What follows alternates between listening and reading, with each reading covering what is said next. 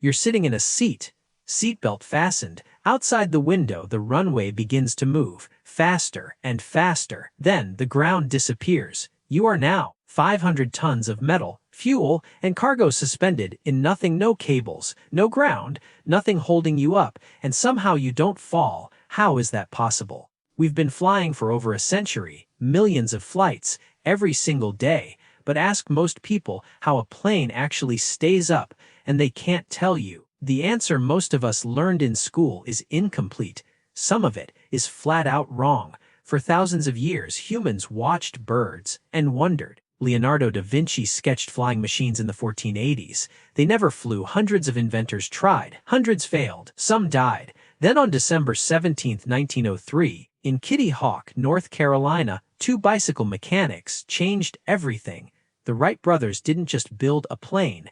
They solved a problem that had defeated humanity for centuries. Their first flight lasted 12 seconds, covered 120 feet. Today, a Boeing 747 crosses the Atlantic in 8 hours, carrying 500 people at 35,000 feet. What changed? The answer begins with a shape. Look at a wing from the side. The top is curved, the bottom is flat. As the plane moves forward, air splits at the front of the wing.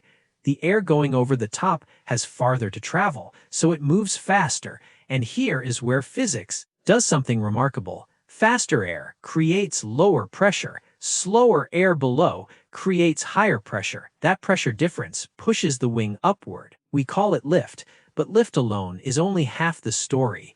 The wing is also tilted ever so slightly into the oncoming air. That angle deflects air downward. And by Newton's third law, every action has an equal and opposite reaction. Push air down, and the wing goes up. Two forces working together constantly. Now add thrust from the engines, overcome drag from the air, and a 500-ton machine becomes temporarily weightless.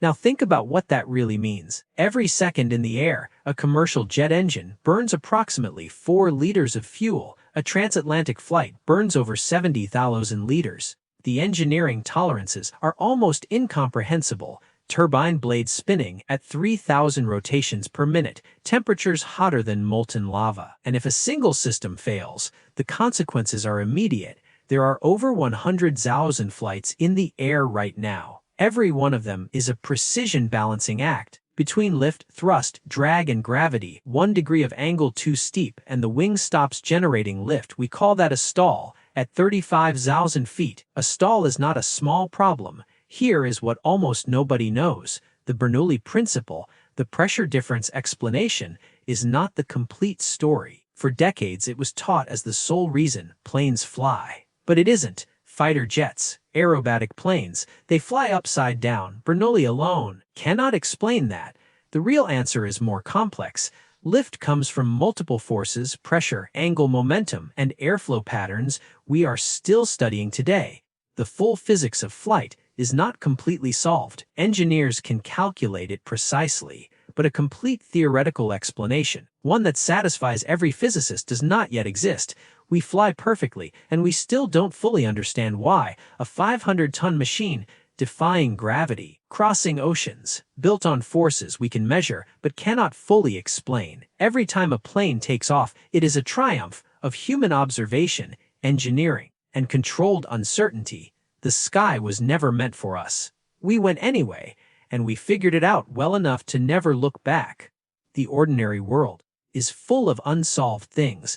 If that interests you, there's more where this came from.